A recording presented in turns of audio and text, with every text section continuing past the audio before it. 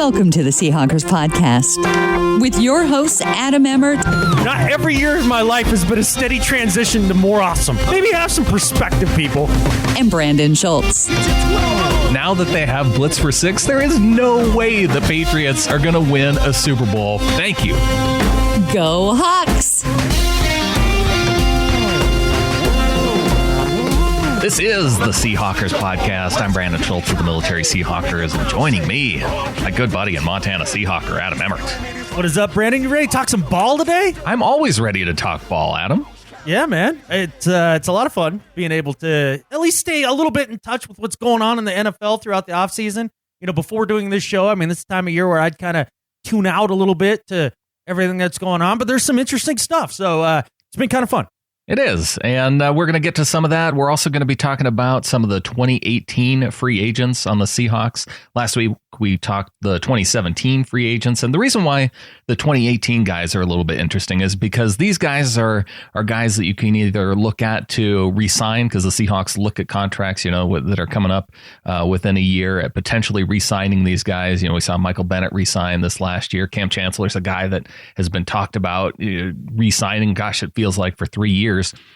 He's wanted to have his contract redone. So we're going to talk a little Kam Chancellor and then potentially look at some players that you would potentially cut to save money against the cap. So we're going to be doing that today. We had the news about Blair Walsh come out after we did the show last week, and we have a potential free agent visiting the Seahawks this week, so we can talk about him as well. There's news going on, Adam, even though it's February. Yeah, and especially with the draft being moved back, you know, it seemed like this might be a time of year where you just wouldn't have much going on. But yeah, a few things to get to. I enjoy the exercise of the idea of these 2018 free agents, because this is kind of the time period where you're looking at where you say, okay, John Schneider always says, I won't redo your contract unless there's at least just 1 year left on your deal. Well, here you are with a couple of these guys, and they're names. They are, and there are places where the team, if they wanted to really have a good chunk of money to go after offensive linemen in free agency, there are players, especially on the defensive side of the ball, that you could cut to save money to put toward that part of the team. Whether or not you want to do it, though, is a different question, but we will get into it. Starting off with the first news item that I have, Adam. This is Seahawkers podcast news. We have a new app for Windows Phone and PC users. So if you like to listen on your Surface tablet, if you like to listen on a Windows phone, you can go to Seahawkerspodcast.com/Windows and you can check out our new app. Yeah, man, we're fancy and stuff now. We got so many different apps. We got the iTunes app or the iPhone app. We got the Android app. Now there's Windows app. And I mean, yeah, we got an app for that, man. Yeah. We really do. So just make it a little easier and a little more fun for you guys to listen to. And the idea that I know what I enjoy with the app is just asking you when you hop off the pod for a while and you come back maybe a few hours later, do you want to resume from where you left off? It doesn't forget where you were. You know, just little things like that. It's pretty cool. Yep. So Seahawkerspodcast.com/Windows. And of course, you have our other apps too. You just add the operating system at the end. So Seahawkerspodcast.com/Android or /iOS or /Kindle. All the apps.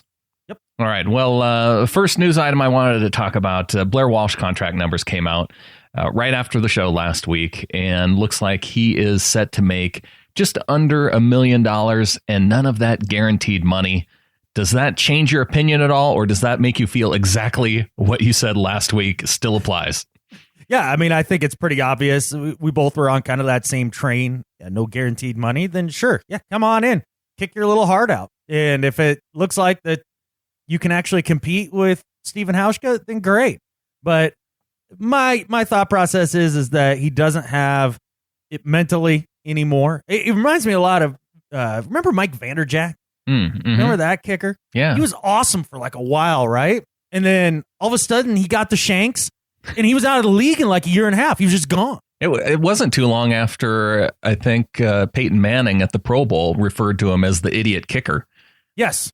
Yeah, it was right in there. Yeah. Because he had missed a big kick. And yeah, and then it's just all downhill from there. I mean, it can go away from you forever. And it did for Vanderjagt. I think it has for Walsh. And again, a good marketing ploy, negotiation ploy for John Schneider to help maybe bring Hausch's number down a little bit. But I'm not worried. And if Hausch does leave, you have a backup option. You have a guy who's actually kicked for a few years, a veteran guy, and then you could potentially go for a rookie either in the draft or an undrafted guy. Yeah, most likely an undrafted guy. You rarely draft a kicker, but rarely, yeah, unless there's a really good kicker. Sebastian Janikowski sitting there. And then going in the first round like the Raiders did for him. I mean, it's kind of worked out, I guess. He's been with the team forever, but right, that was kind of weird when it happened. The Janikowski thing? Yeah.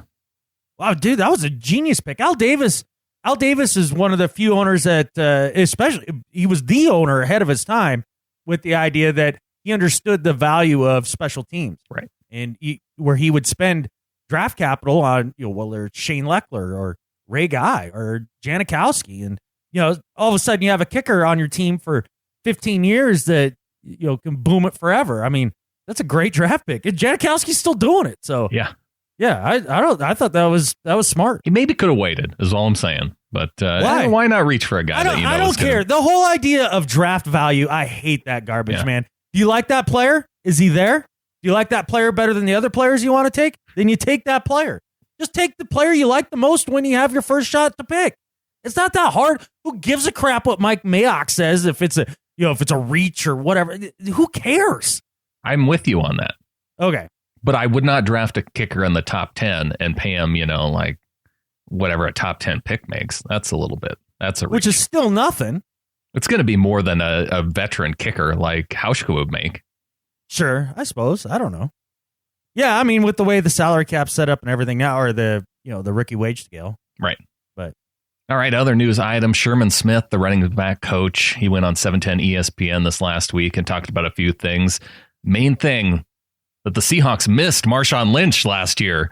And the other thing he mentioned, that the team, it needs to regain that hunger if they're going to get back into their Super Bowl winning ways. And to me, it was kind of news that wasn't really news. So. Good Lord. I mean, yeah. Oh, yeah, they missed Marshawn Lynch, and it stunk that Russell Wilson got his knee hurt. And, they need their hunger back, and the offensive line isn't good. Like, I mean, give me another generic phrase about the team, Pete Carroll's a high-energy coach, and, maybe that's hurting the team. Like, who knows, man? Like, all that just glossy exterior, you know what I'm talking about, that very thin level of coverage that people give a team, the bad articles that are written by people that don't know crap about the team.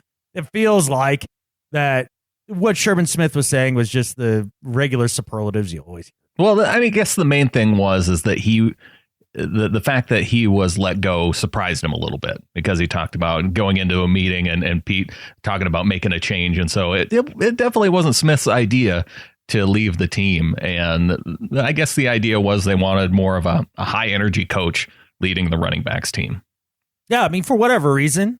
And it sounds like the fellow that we have being the running backs coach now was doing a lot of the day-to-day stuff anyways. So, I mean, kind of what it sounded like to me is that Smith had maybe delegated a little too much. It was just kind of showing up and going through the motions a little bit. And Pete was like, all right, give the job to the guy who's actually doing the job. Yeah, maybe. That's how it felt to me. Yeah. I mean, because how old is Sherman Smith? I mean, he's in his 60s, isn't 62, he? Yeah. Yeah, I mean... That's younger than our head coach, though.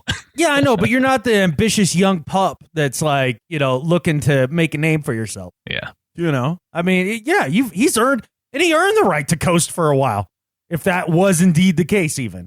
Of course. Makes sense. And the last bit before we get into our main topics, Dolphins defensive tackle Earl Mitchell visiting the Seahawks this week is a potential... he was cut from the Dolphins, and a potential replacement for Tony McDaniel is how he's being talked about. Sure. Okay. We'll see. I mean, I don't know. I have no idea what he would command on the open market and all that, but he's a guy that could come in and really play, a lot like Tony McDaniel did. That just like that rotational player who's stout enough against the run and all of those things. I actually would like to see McDaniel back for another year, but. Yeah, this guy's only 2 years younger, I think. At one point, he was making $4 million with the Dolphins, but the way his contract was structured, I think it was like $2 million last year. So, but when there's, I think 3 or 4 teams that he's going to visit, and including the 49ers and the Broncos, so there could be some. There's some competition there. Now, again, that's going to come down to when you're a player, right? What motivates you? Is keep getting them checks is that what motivates you? Or is it getting rings? Mm-hmm.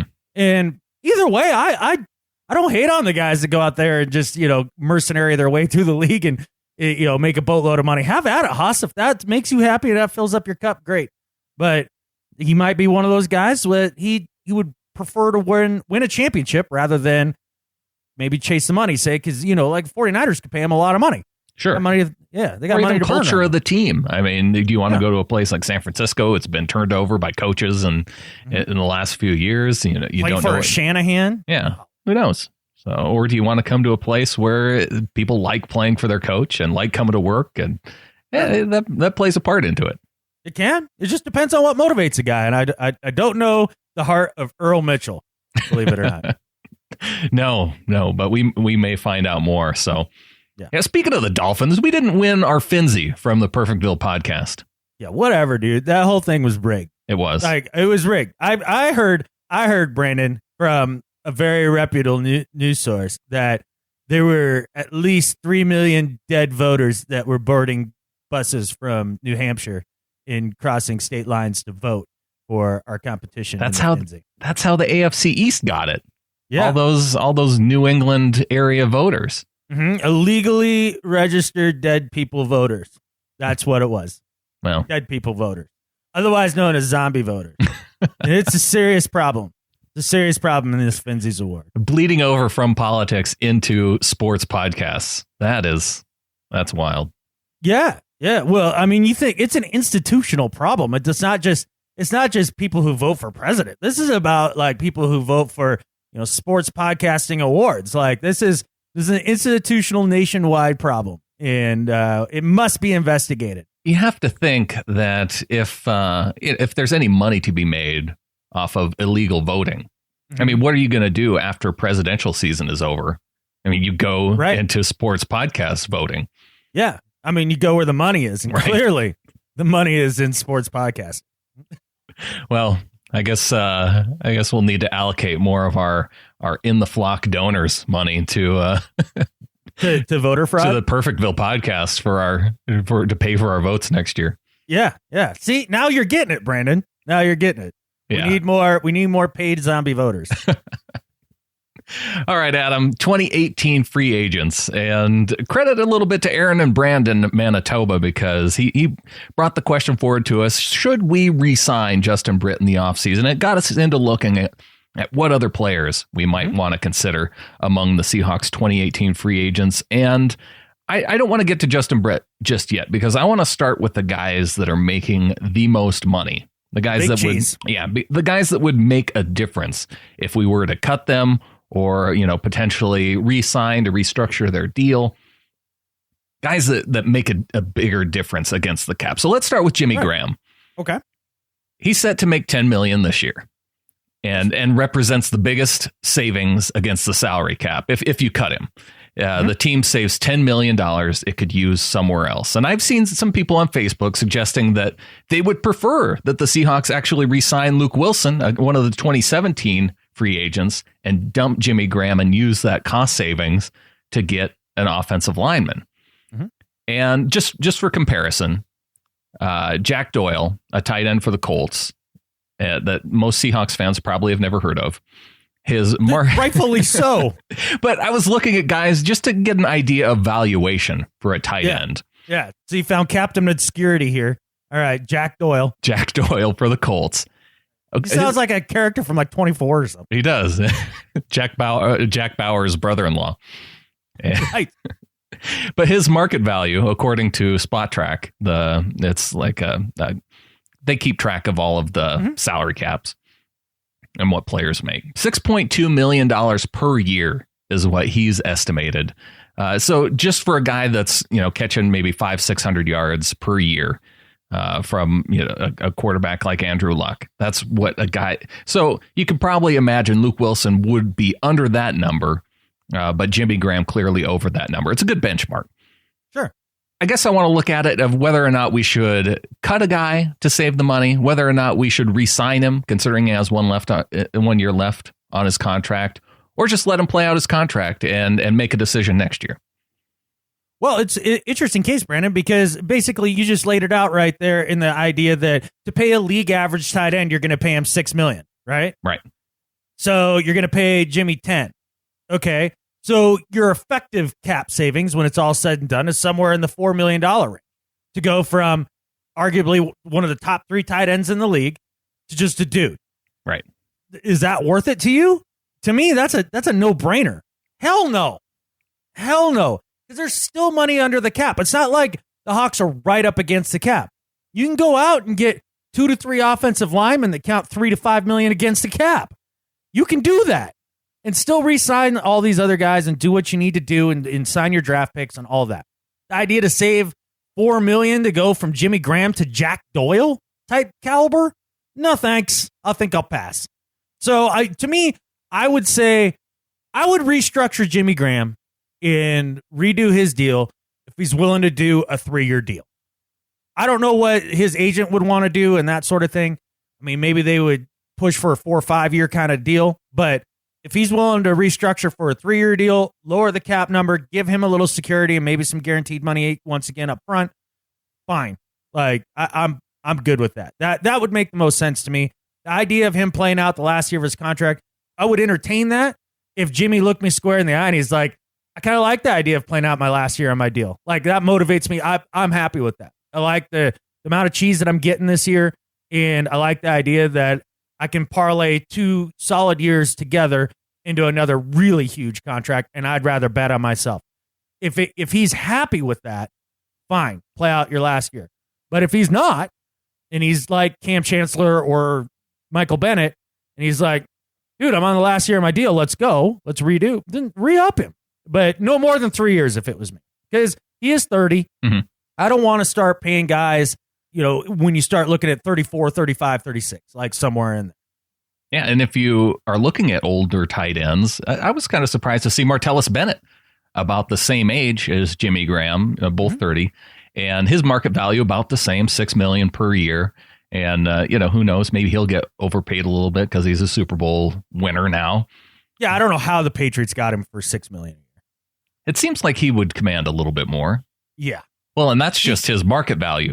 I'm not quite sure what he's making right now, but according to the website, that would be his market value is $6 million. His market value. Oh, so those numbers that you talked about, those weren't what they actually make. Those are their current market value? Current market value. Yeah, Jack Doyle's not making that much. Oh. Because he's coming off his rookie deal. How do they know what his market value is until he goes to market? Well, they take a look at what guys, based on their production, what they have made based on production at their current age. And so Jack Doyle being kind of a younger guy and having, pretty average production for a tight end, that's what they kind of project that he would command on the open market. Speculatory stuff there, man. That is. Well, you have to take a guess somehow.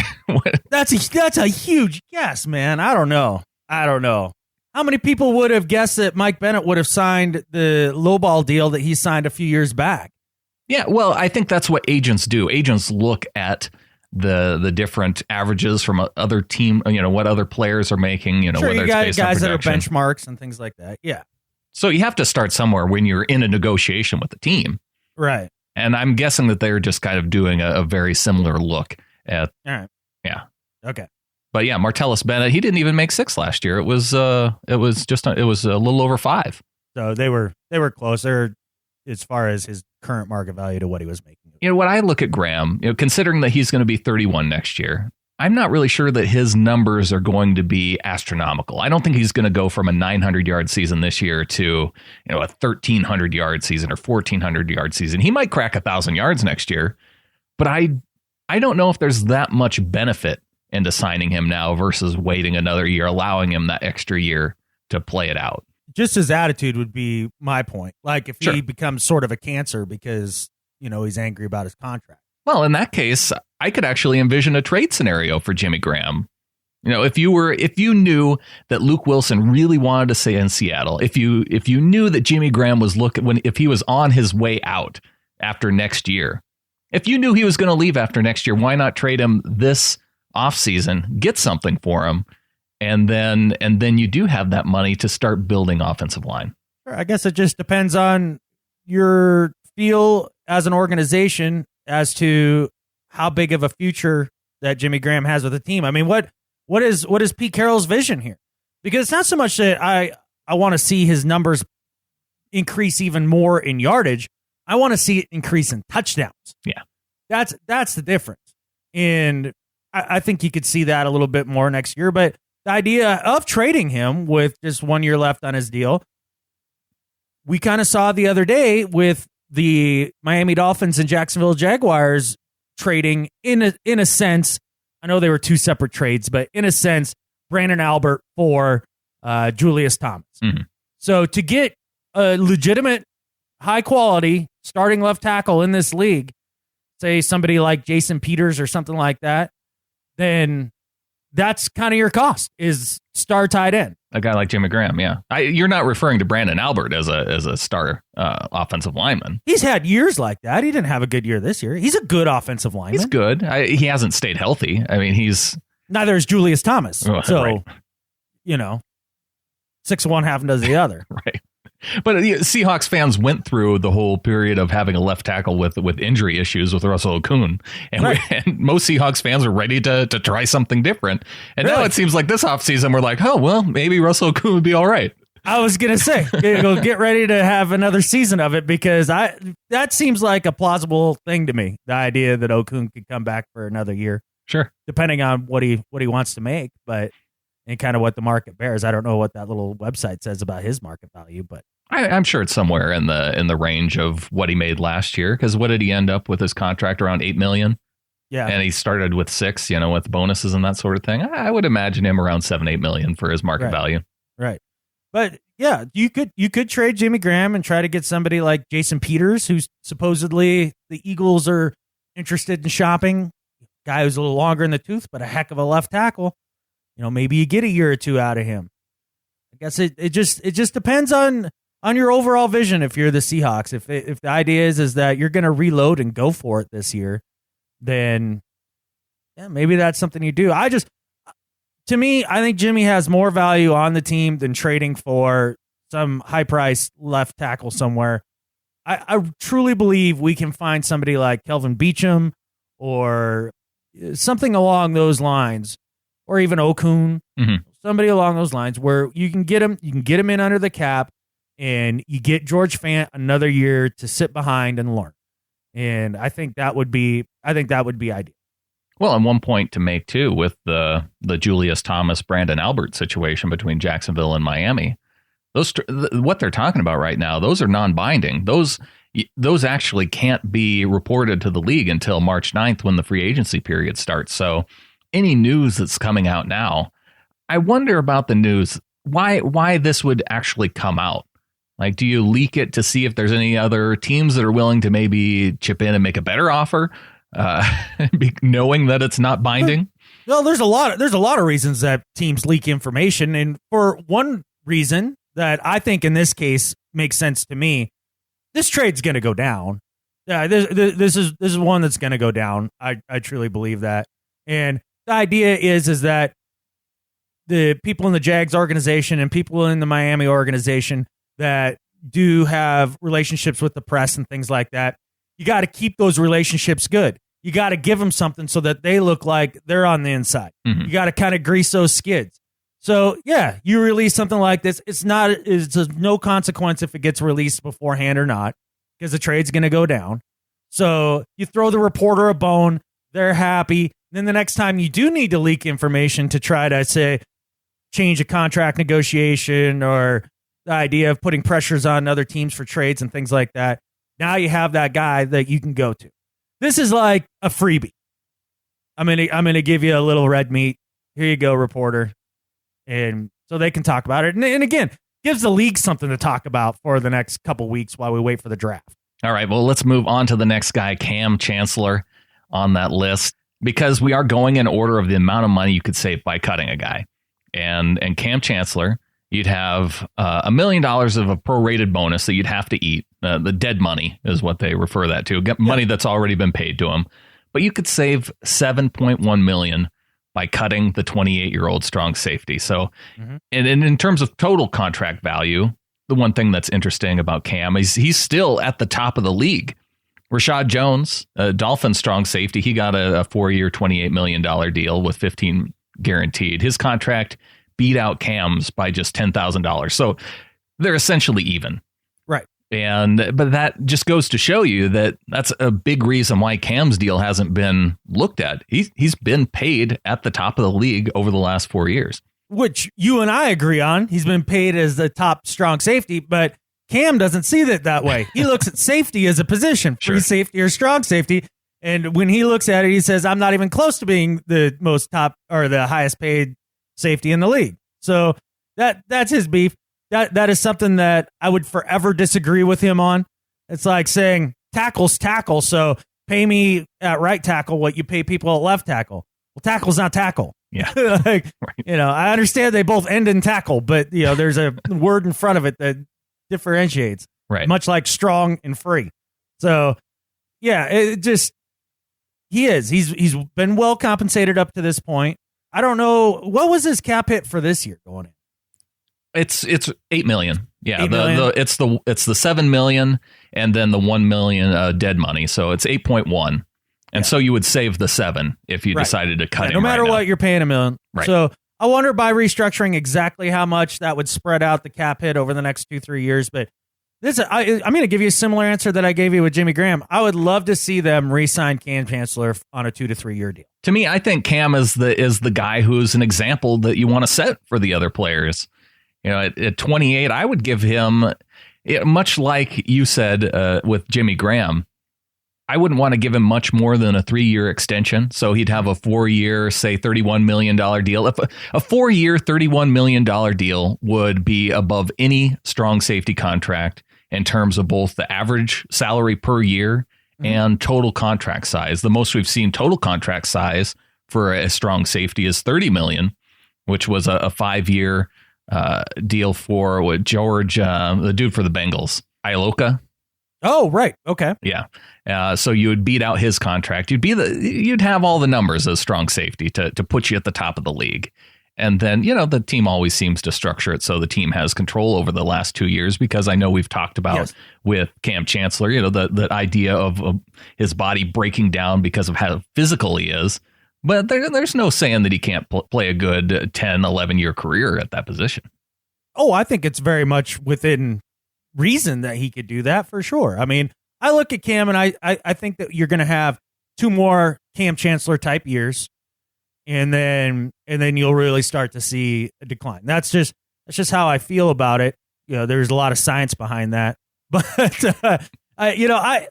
the idea that, so it ends up being total of 4-year deal that's $31 million, whatever. He's never going to see the last year or two of that deal. It's about how much guaranteed money you end up putting in there in that sort of thing.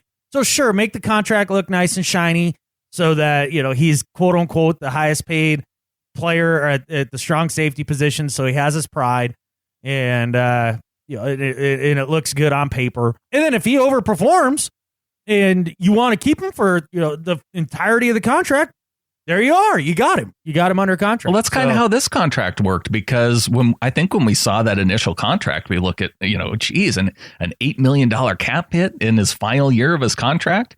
But now you look at it and you go, $8 million for, one of the top 3 strong safeties in the league. That's right about where it should be. If he plays out his final year, then fine. That's I don't think I would. It's not a number you look at and you go, we aren't going to get that kind of performance. We definitely need to cut him. And not only that, but the cap keeps going up and up and up. So the earlier you re-sign these guys, the better you are long term, because you get them at a lower market rate. And at the end of the day, when it comes down towards the end of the contracts, the cap has gone up so stinking much over the last few years that you're more ahead of the game when it's all said and done. You're going to see when free agency starts this year, you're going to see a lot of really dumb money being thrown around. Oh, yeah. So we saw it last year. Yeah, if you want to restructure these guys, you do it right now. Yeah. Do it right now before some of these crazy contracts come out that set the market value at a totally different level. And one thing, looking back at Cam, I was really kind of surprised because, he's had a couple years where he's missed a few games here and there. He missed two games in 2014. He missed a couple more in 2015, in addition to the games that he held out for. and they missed 4 this last year, but he's played 6 full seasons. And when you just consider, a couple for how physical he plays, that he just missed a couple games here and there. I went back. We make the Bob Sanders comparison quite a bit. And so I went back and looked at just to see how many seasons Bob Sanders played healthy and hurt. He only had 2 years where he played the full season. And he was first team all pro in both those 2 seasons. Yeah. But only 2 full healthy seasons. Yeah. Pretty wild. Yeah. Yeah, exactly. So you can see Cam's been more durable now, but Cam's also a way larger guy than Bob Sanders. Sure, yeah. That's a good point, too. Yeah, I mean, he's more built like Steve Atwater a little bit, you know, or Ronnie Lott. So, and those guys had long careers, too, and they were big hitters. So, yeah, there's no reason to believe that he can't do it. And on top of that, I mean, you talk about the spirit that Cam brings to this team, I mean, and who he is and what he means on a leadership position and things like that. It's just too important. It's just too important. I mean, if you're really locked in to try to make a championship run the next, 2-3 years with this kind of core of talent, then Kam Chancellor's got to be one of those guys. He's got to be. And I would take Cam over Jimmy. Yeah. Yeah, I if you put them in order, I would put Cam 1 and Jimmy 2. We've now talked about 2 guys where you could have saved $17 million. And we're actually not saving anything. So, yes, you are saving though. If you restructure and re-sign, you are saving. Yes. So maybe you don't save 17. Maybe you save 7. You can go out and actually spend money and get another reasonably priced offensive lineman at that. Okay. Well, I'm not going to give up on saving us money just yet. I want to look at before we move on to the last 2 guys that are coming into their final year. I want to talk about 3 players who their contracts expire in 2019, but they represent in order the amount of money that you could cut and save on guys that have multiple years left. So, sure. And you can just say no right away to these guys if you want. Okay. But Earl Thomas is the next guy on the list. No, he stays on the team. Yeah. But just for informational purposes, you would save a little over $6.5 million against the cap I'd also lose my mind watching us give up bombs down the seam. Yeah, no, it's worth it for your sanity, and he's a really good player in team success. Yeah. The other guy in 2019, KJ Wright, $4.8 million is what you would save by cutting him. That's chump change for a guy who's arguably the best at his position. No. Right. I'll keep him. Okay. Well, the third guy on the list, we're running out of room to save money. Cliff Averill, $4.5 million. Absolutely not. You keep Cliff Averill. Okay. Yeah. Okay. Yeah. Well, we've now gone through all the guys that if you're looking to save more than $1 million against the cap. I'm not, though. See, that's the thing. We have cap space. We do. Restructure those 2 contracts we talked about right at the beginning. You have even more cap space, and you keep all these same dudes. This team doesn't need an overhaul, man. I'm not getting rid of all these guys. Pointing it out there for people who want to make their own decisions based on clipping contract coupons today, okay?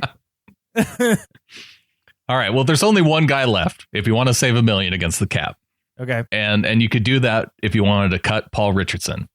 And a guy who's shown flashes of greatness, but there are some injury concerns. He played 15 games in 2014, his rookie season, played 15 games last year.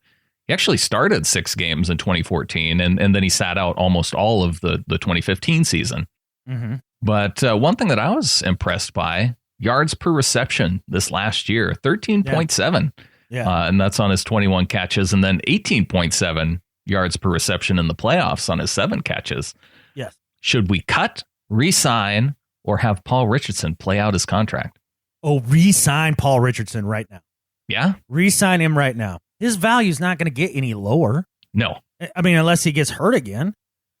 So, yeah, re-sign him. You run out the clock with Curse on his contract, and now you have another guy to throw out there with Lockett and Baldwin, as you start to phase out Curse, if that's in your mind, or if Curse comes on and has another bounce back year and you decide that Paul Richardson is redundant because now you're looking at Paul Richardson or Tyler Lockett, right, for playing time. I mean, you tell me who you're going to pick. I'm taking Lockett. So at that point, now you got a trade chip who's under team control.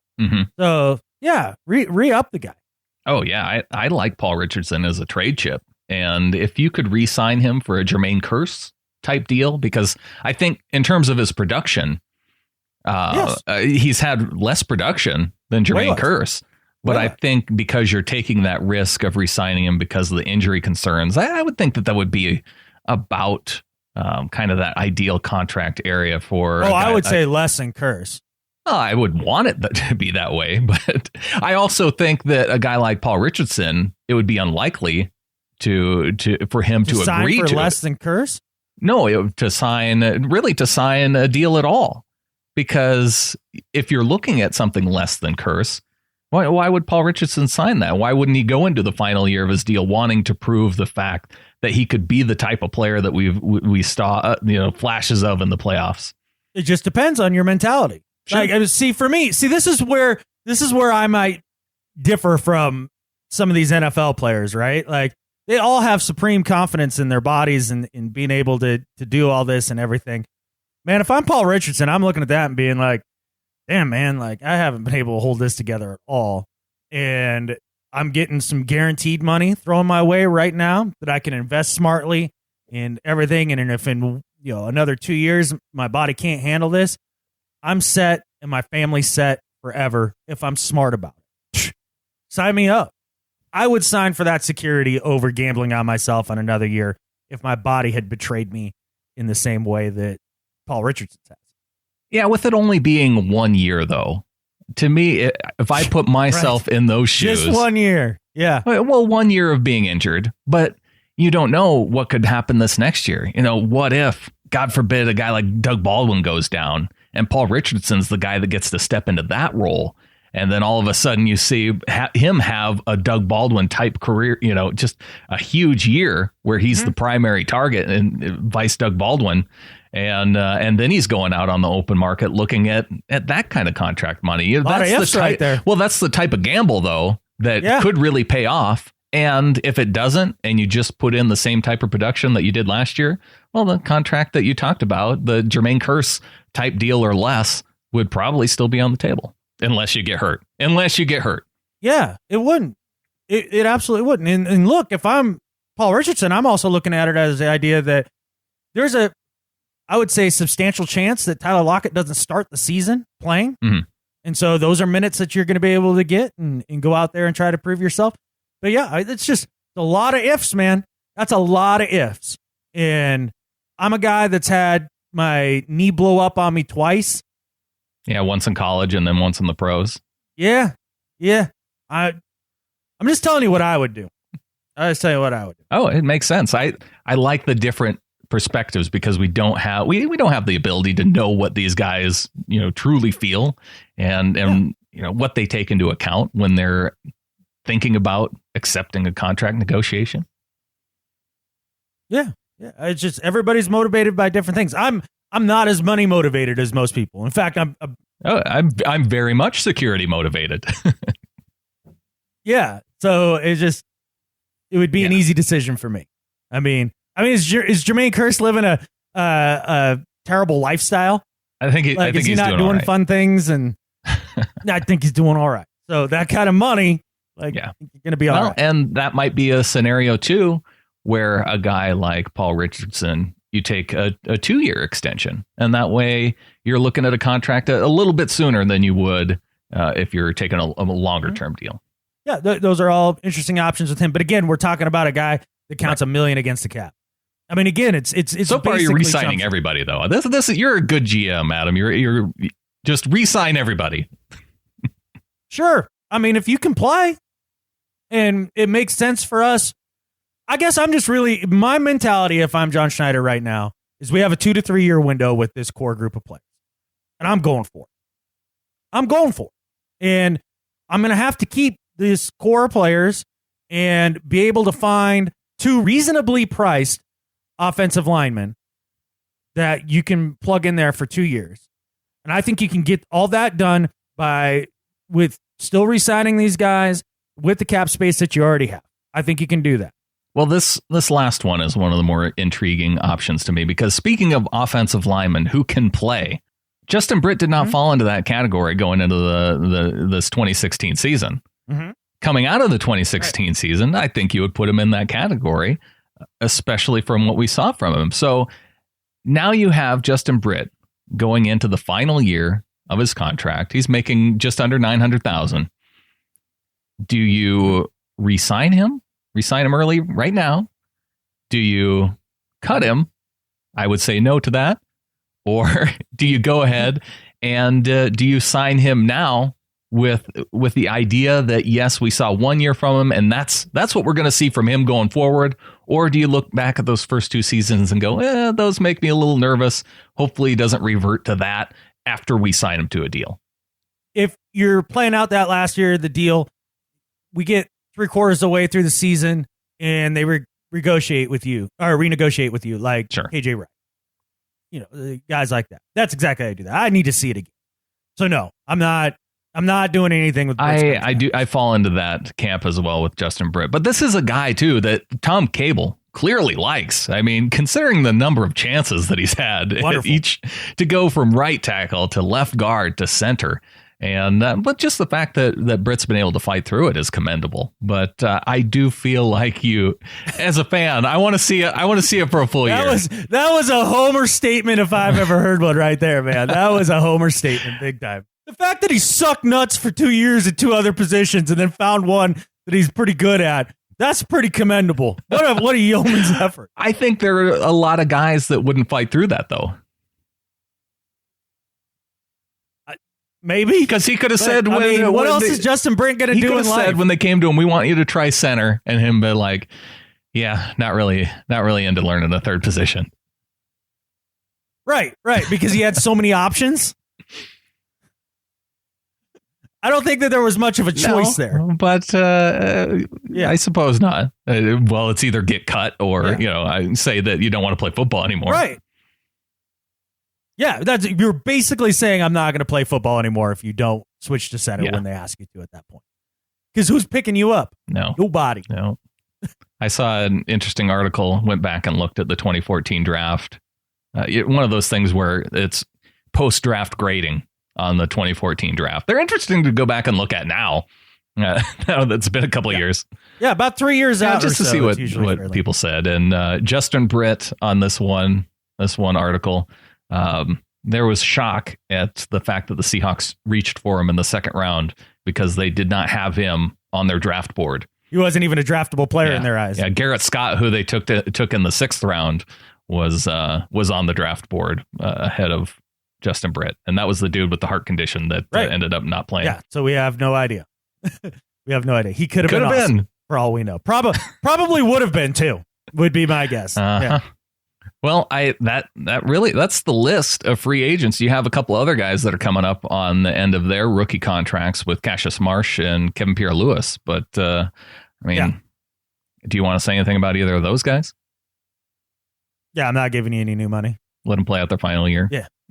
Sorry. I mean, you don't have to apologize to me. No, I was apologizing to them. Sorry, not sorry. Well, now that we've taken a look at the 2018 guys, let's look at the 2017 restricted free agents. We looked last week at the unrestricted free agents and whether or not to re-sign those guys.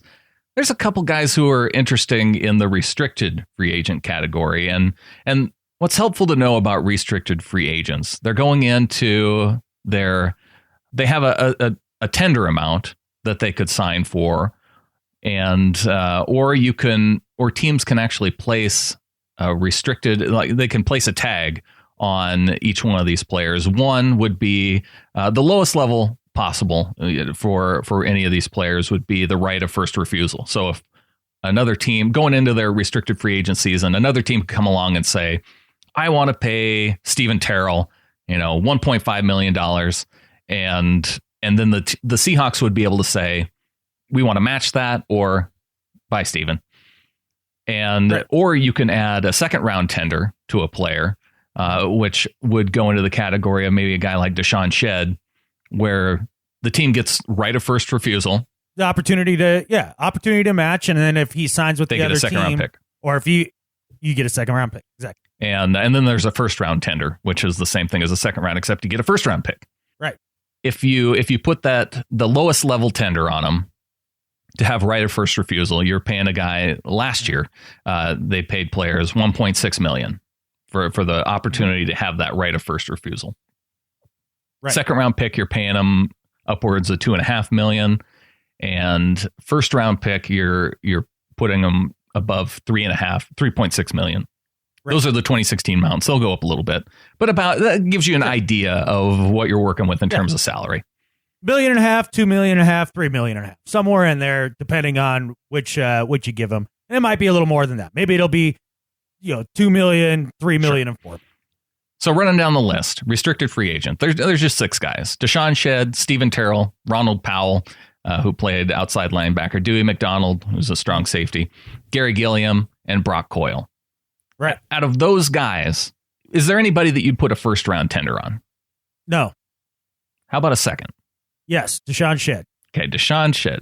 Yeah, that's easy peasy to me. And the only reason that I wouldn't put a first round tender on him is that he blew up his entire knee towards the end of the season, and that would be something that would give the rest of the league pause when they're looking to maybe pay the guy. So the idea being is that I don't know that anybody's going to come with a large offer at Deshaun Shedd, but even if they did, you have the ability to match if you want. But to find somebody that is a starting level right corner that played at the level that he did this last year, I mean, that's about a second round guy that you're looking at. So that seems fair to me. And then not only that, if nobody comes at him with extra money, which I kind of doubt they would, considering the injury, $2.5-3 million for the services of a quality starting right corner. Yes, please. Yeah, sign me up for that every day. Talk about places you save money. Really, it's about $1 million gamble. If you were to put the opportunity for the Seahawks to have the opportunity to match the salary, if you give them, we'll say $2 million, sure, versus $3 million. $3 million, you're guaranteed to get a second round pick if anybody comes at him and offers them a contract. If you just give him 2, then you may lose him because they're going to give him a better than a $2 million deal. Right, you get nothing. Yeah, no, I'm gonna be damn sure I get at least a second round pick. Okay, for a starter. Yeah. Yeah, that makes sense to me. It's just I'm curious. I'll be interested to see how the Seahawks approach this. If they're willing to take that little bit of risk to save them out about $1 million. No, not on that guy. Not on that guy. And really, to me, I don't know if there's anybody else on this list. Gary Gilliam may be the one guy that you'd look at and go, do you give him 1.7? No. Hey, tell me one team that values him at $1.7 million. Yeah, I don't know. Maybe. We've seen guys like J.R. Sweezy go to... Right. But a lot of people thought that he could play. Nobody thinks Gary Gilliam can play. Yeah, the Seahawks, they didn't even think he was going to play for at one point of the season. Right. When they had Brad Sowell go in there. Exactly. And they were looking to replace him as fast as possible. Is in Gilliam. $500,000 for Gary Gilliam and Brock Coyle. Oh, that's their tender amount. That's their tender amount. All right. Well, I mean, they make about that anyway, don't they? They can either sign their tender for $500,000, or they don't get to play next year, or another team comes along and says, "I'll pay you more than $500,000." Right. And you have the right to first refusal at that point, then too, or no? That bumps you up to the $1.5 million. That bumps you up to the $1.5 million. Yep. Oh, okay. Yeah, they'll play out their tender. You're not going to pay them more than $500,000. Yeah, and considering we haven't seen Ronald Powell or Dewey McDonald really on the field, I would expect they'll sign their tenders as well. Yes, exactly. All right, Adam, what do you say we move on to the second half of the show? Got a little bit of a Seahawks USA Today article I want to talk about after the break, and get into some do better and better at life. Sounds like a plan. Stick around, folks. Getting into the second half of the show. Man, Adam, that felt like a longer than normal break in between our first half and second half. Yeah. Well, it did seem like a fairly long break. I mean, there was a whole night that happened, and a few other life events. Yeah, it was a long break. But nobody else would know. So we're on to the second half, and yes. One thing I wanted to throw out there, I think we're going to do a bonus show coming up here pretty soon. Now, we aren't doing our normal weekly bonus shows like we had been during the season, although I guess we didn't always hit that weekly mark either. But no. I saw this and I thought it'd be a good good idea for a bonus show. I want to throw this out to you, Adam. Okay. On USA Today, the Seahawks Wire, one of the writers there put out the 3 worst free agent signings of the Pete Carroll era. Okay. And I'm kind of curious to get your thoughts on this. So you don't have to share it all now, but here are the 3 guys. And I think Matt Flynn. Well, Matt Flynn is definitely on this list. Okay. And he's the one that I know belongs on this list. Okay. But I think if we throw this out there to our members of the flock, I think they're going to chime in with some guys who would be more deserving of being on this list. The other 2 guys that are on this list, 2 wide receivers. Mm-hmm. One is Mike Williams. The other one's probably T.O. No, because, I guess it could have been, but Sidney Rice. Oh, wow. Yeah. That's unfair. Yeah, I kind of thought so. Yeah, okay. It was the Seahawks signed him to a 5-year, $41 million deal. Yeah, I'm aware. And maybe he didn't live up to quite that contract amount. I guess. I mean, that's something that I'm sure a few people would argue. I mean, that was kind of in the infancies of the offense and the infancies of, Russell Wilson's career. And I don't know. I mean, his body failed him a little bit, but look, Sidney Rice, I mean, he made some big plays still. Yeah. I don't think he wasn't like a Deion Branch kind of failure. Oh, no. No, and that's why I was a little bit surprised to see him. I know there's 4 or 5 guys at least. Not that Deion Branch was signed by Pete Carroll No. But and he was traded for, but the trades thing never works out for the Seahawks. Right, because your initial thought would probably be Percy, but again, traded for. So. Right. Yeah, and this isn't taking into account any trades. This is just free agent contract signings. So keep that in mind. Throwing that out there to the members of the flock, I want to hear what you have to think. If you have a guy who is a bigger bust at free agent signing, I want to make a good case for it. I want to hear it. There we go. Okay. All right. Well, speaking of members of the flock, we have a new one. Welcome to the flock to Charlie Malmberg. He is in for a sticker and bonus episodes. So welcome to the flock, Charlie. Yeah. Welcome, Charlie. And you'll get to have that conversation about, top 3 busts coming your way here shortly. Exactly. And also got a donation from Jason Kyler Yano. He sent in a note. He said, because it's the off season. Awesome. I appreciate it, man. Because it is. It's tough doing this throughout the off season. Like today's a monster struggle for me. I know it's tough. So we appreciate the donations. It helps keep us motivated and going, no doubt. Indeed. And so what keeps us motivated is when we see reviews, and got a nice one here from Film Geek 2001 titled Great Podcast. I've been trying to find some way to know everything that's going on with the Hawks. Very happy I found this podcast. Not only are you guys very informative, but both of you are very entertaining to listen to. Can't wait to listen to you guys for seasons to come. Dude, well, thank you very much. What was it? It was a Video Film Geek 2001. Film Geek 2001. That's a solid screen name. Yeah. But yeah, appreciate the review, man. Everybody that does put in a review, put in your 2 cents, good, bad, and different. It helps people find the show. And also, too, when they look through, I don't know about you, Brandon, but when I go through iTunes and I'm looking at different shows, I see one that has like 7 ratings and one with, 180 some. And I'll usually click on the one with 180 some because it's been around enough or is decent enough for people to put their kind of time into at least just click the stars, right? Right. And so it's a thing that helps us stand out from the other podcasts there in the Seahawks genre. So for all you that do that, thank you, and keep it up. Well, and I don't know if you know this, but there's actually podcasts out there that try and get people to review their show who don't even listen to the show. So, trying to milk the whole review system. You can, when there's 180 reviews, like there's no way that I would go through that much effort to try and get fake reviews to that number. No. And my mom can't create, 180 fake Apple accounts. I know. She can only do so many. Yeah. So we know it's legit. Well, thanks for the reviews. Thanks to the new members of the flock. If you want to get in the flock, you can go to getintheflock.com and sign up there. We'll be doing that all off season. We're at, I think we're up to, we're at 159 and we're shooting for 300 by the beginning of the season. So getintheflock.com. All right, Adam, what do you say we get on to do better and better at life? All right, man. My do better this week is for CBS.com writer for the NFL section, John Breach, with his article that came out here. I don't know. This was maybe about a week or so ago. 2017 NFL strength of schedule. Colts have it easiest. Broncos face a slate of doom. Freaking stupid. Doom. You don't know the strength of schedule. You don't know the strength of schedule. We have this every single stupid year. People come out and they're like, oh, well, look at our strength of schedule as we go into the season. You don't know what it is going to be. You don't know if Alex Smith and the entire offensive line for the Chiefs is going to go down week 1. And then by the time you face them, like, they're depleted. You don't know if, like, AFC South somehow becomes hyper competitive and they all have amazing years.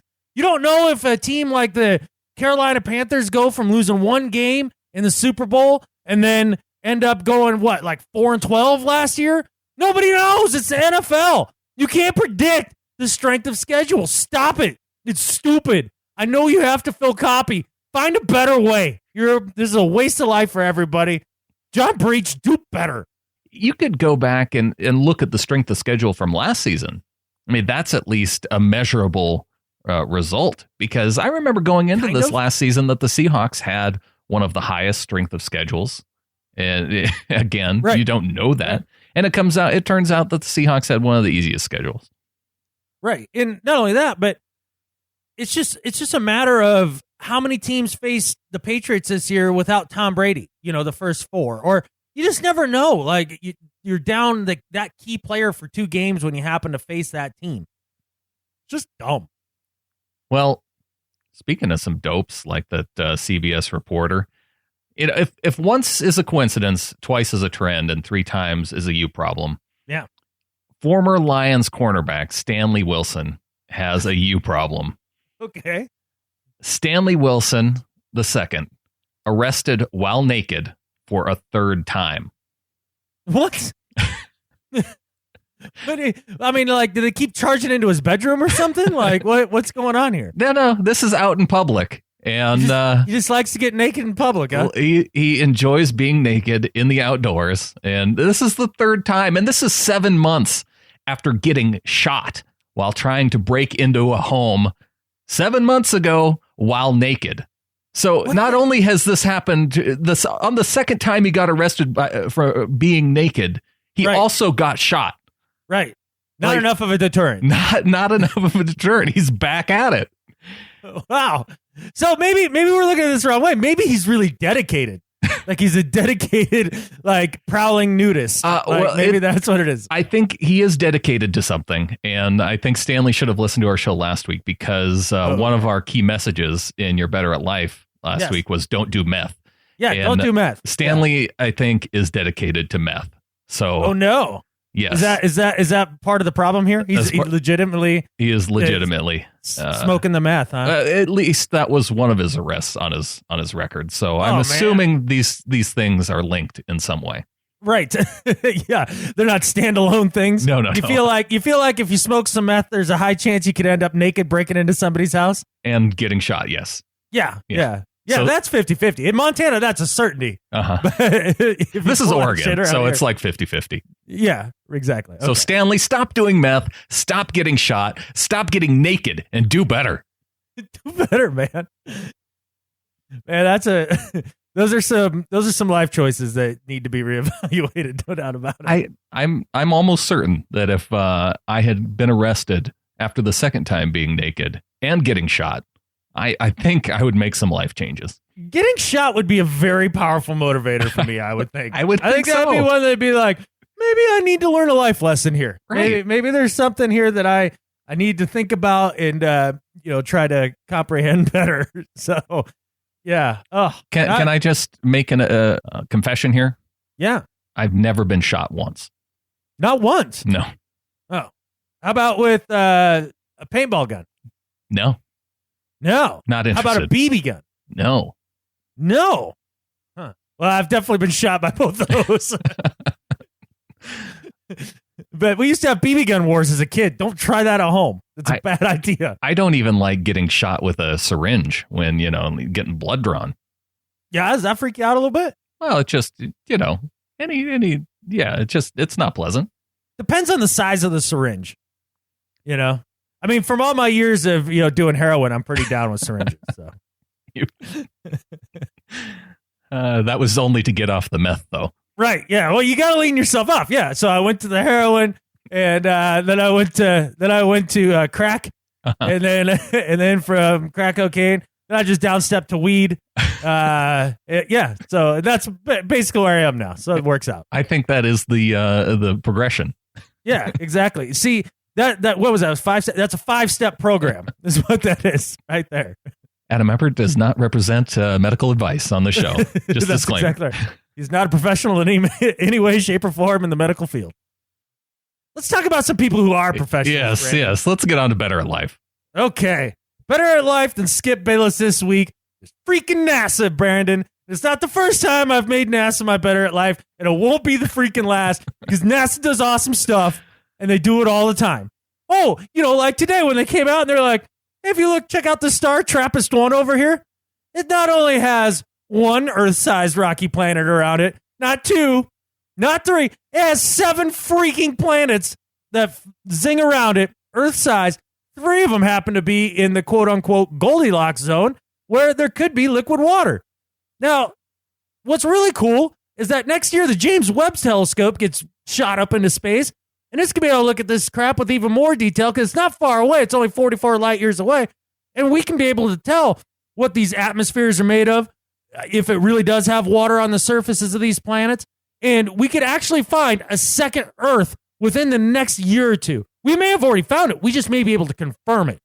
This is amazing stuff. This should blow your little mind on our little tiny blue marble circling around our tiny sun in this giant universe.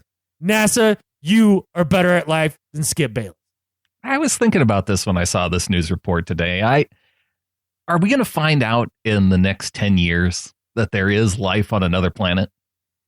Not on another planet. I bet you we find it on a moon.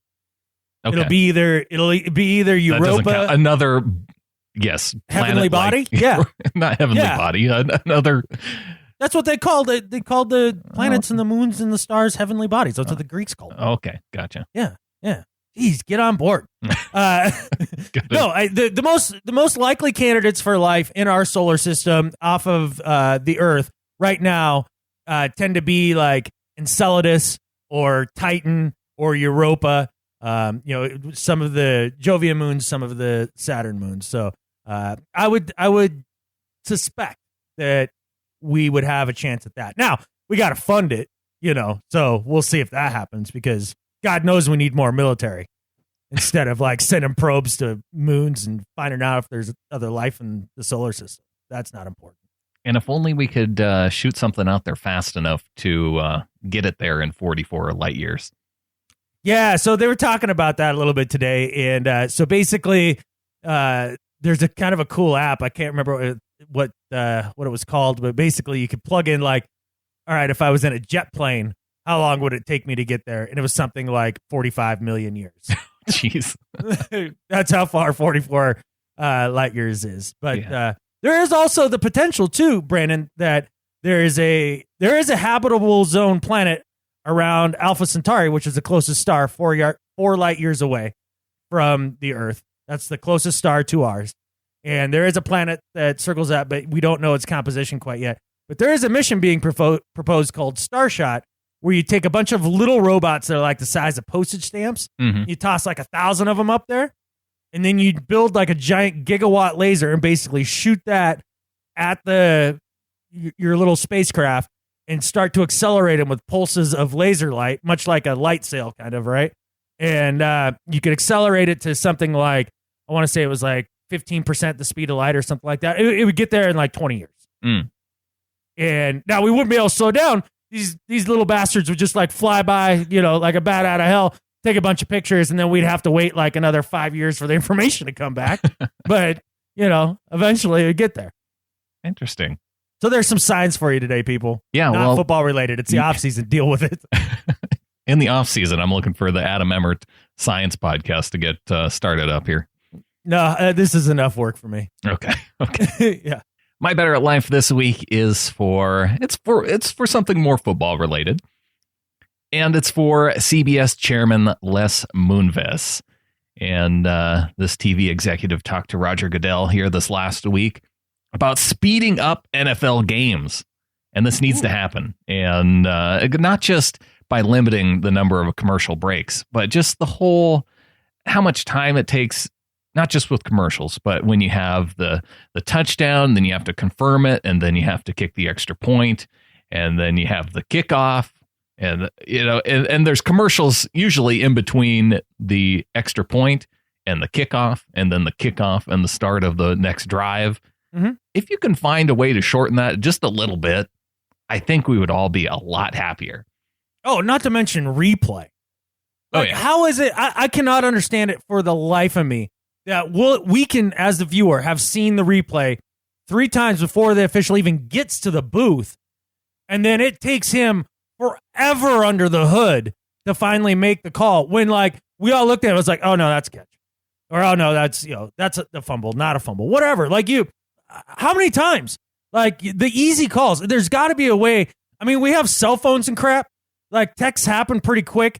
Like, you can't tell me that Dino Blandino can't be sitting there in the league office, and when somebody scores a touchdown and they do the quick review, he can't just text yes or no to the head ref, and he can just like pull it out like within instantaneous confirmation and have that whole process sped up to 10 seconds instead of like 3 minutes. Yeah, usually the touchdown confirmations come pretty quickly. Well, I know, but I'm just saying, even on the replay, the replay stuff, you don't need to go under the hood every time. No, you should be able to have an official back at the league office just be like, catch, no catch, fumble, no fumble, like, and send you a direct message right into your little headset even. Yeah. Like, it should be that fast. I mean, we live in 2017. We find out about planets. Like, how can football move this slow? Exactly. So just the fact that they're talking about it, I think this is a step in the right direction. And because there are moments where I should not have 10 minutes just to check Twitter in between a couple plays, like max 2 to 3 minutes. Yeah. So really what you're saying is that the breaks in football don't match the amount of time you want to be on Twitter is really what the problem is. Right. 10 minutes is too long. Okay. Well, all I know is it does help me when I actually try to engage with everybody on the social medias during the game. It actually gives me time to like hunt and peck out like my 3-word response to something that takes me like 10 minutes. So maybe you're not so much for the. No, I'm for the speeding up a game. I just need like a real keyboard to attach to my tablet or something. So I can type like a real person. Yeah, you do need that. So yeah. But yes, my Better at Life for bringing this to Roger Goodell's attention. It's going to take a TV executive to make this happen. Good point. And Les Moonves, Better at Life than Skip Bayless. Yeah, great. You think anybody can do that in baseball? Anybody from like Fox or somebody going to go and knock on Bud Selig's door? Is he even still the commissioner? Do people still watch baseball on TV? Yeah, there's a few people that do. All right, Adam. Well, I am excited to talk free agents next week. Already have the episode title set up even. Really? Oh, yeah. The title all ready to rock and the whole thing. Making the case for Tony Romo at quarterback. Are you trying to put Boykin out of a job? No, it's all about my clickbait game. I got to get that strengthened. Gotcha. I feel like every beat reporter that in Kansas City must be working that game because everybody's clamoring about Romo going to Kansas City. Why would you do that? Yeah, Alex Smith is. He plays. He survives hits. Yeah, exactly. Yeah, that makes zero sense to me. Guy that's been in the system for like 5 years, you're going to replace him with 1 year of Romo at best? Denver's the only place that makes sense for Romo. It makes the most sense, yeah. Except for the fact that their offensive line was just slightly less Swiss cheese than ours was. Oh, right. Well, who knows? Maybe he's able to put together. Maybe he has been welded together strong enough over these last few surgeries that he can survive a full season. He is not the like $5 billion man. You know what I mean? Like he's not like a robot. You don't know There's not enough duct tape to hold Romo together for a season. That's for sure. We can talk about that next week. All right. As we like make the case for Tony Romo as Seahawks quarterback. Right. Tune in next week. Okay. I think with that, there's only one thing left to say. Go Hawks. Go Hawks.